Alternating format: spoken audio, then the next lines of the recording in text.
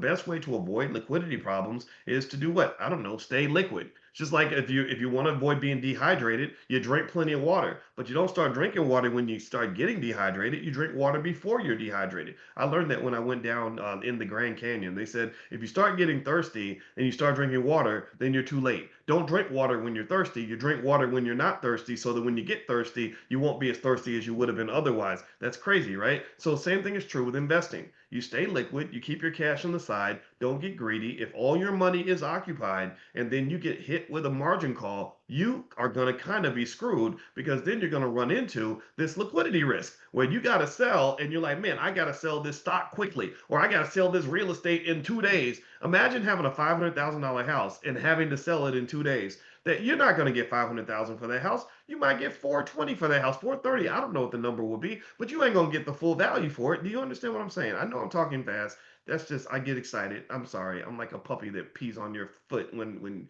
I get. My sister had a dog like that. When the dog would get excited when people came over, and the dog would, like, for whatever reason, would just go pee on somebody's leg, and it was really embarrassing. It was absolutely terrible. It's a nasty ass dog. So anyway, so my point is to say, so forgive me for talking fast. That's the point I'm making here. But generally speaking, liquidity risk can creep up on you if you are not thinking about liquidity in advance. So being greedy causes you to allocate all your capital, and then when the market dips, you get a margin call, and you got to satisfy it, and you need liquidity to do that. So that's something millions of investors are going through this right now, and many of them are going through this not at $1,000 level or $100,000 level, and they're going through it at $1 million level, $100 million level. Some of them are getting $1 billion margin calls. That's going to rock the markets big time, because suddenly asset values drop because people are like, I got to sell this at any price.